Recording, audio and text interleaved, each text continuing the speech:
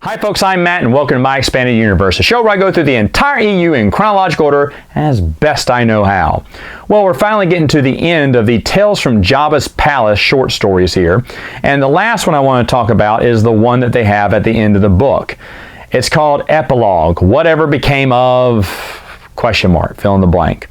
It's written by Kevin J. Anderson, and basically it is exactly what it says, an epilogue. Whatever happened to, and then all the characters that you read about. Kevin J. Anderson just adds a little blurb about, hey, here's what became of so-and-so. So-and-so and so-and-so lived to this. What happened to became so-and-so? They went on to do this, you know. So where are they now thing. And it's okay. It's basically not really needed, but I'm guessing Kevin J. Anderson was reading all of he was the editor for the book, and he was reading all these great short stories and went, wow, I want to talk more about these things. And so he kind of made up his own endings for each one.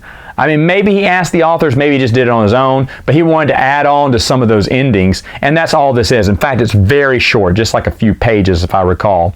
Do you have to read it? No, but if you want to, you want to know what happened to some of your favorite characters or hear a little bit more, it's fine for that reason. Now I want to go back to a story from Tales from Mos Eisley. That's right.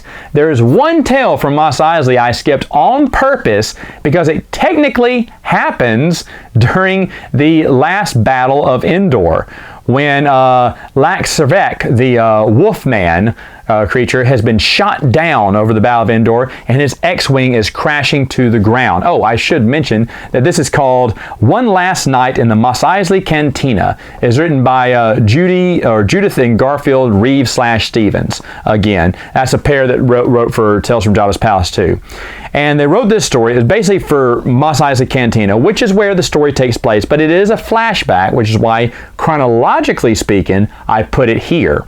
So anyway, the Wolfman's going down. You know, his X-Wing's going to crash on the planet. He's about to die. So he flashes back to his good old times when he met the Lamproid, who was a Dice Ilagon. I don't know how you say her name, but how he and Dice fell in love and the life they lived and his adventures practically through all the movies. A New Hope, Empire Strikes Back, and then finally here we are in Jedi, where the endings finally come. And I don't want to spoil too much of this. I'm having a hard time, though, not spoiling things because I do want to talk about something. But either way, basically all the good times they had, falling in love, what they did,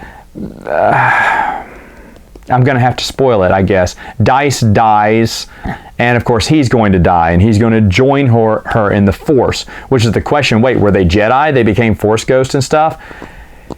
Yeah, but you know what? Force ghosts went unexplained for so long in the expanded universe until, of course, until the prequels came out. And even after the prequels came out, then they found out what exactly it was that made people ghost and what made Jedi just die without going out there.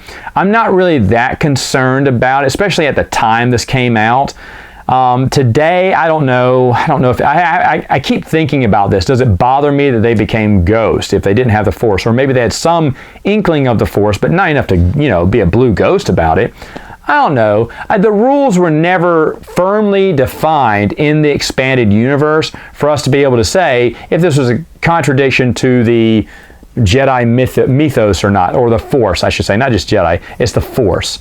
But besides all that, I really did enjoy the story. I like the Wolfman and Mos Eisley Cantina. It broke my ever-loving heart when George Lucas in the special edition decided to CGI over it with some stupid elephant-looking man. Didn't even look good.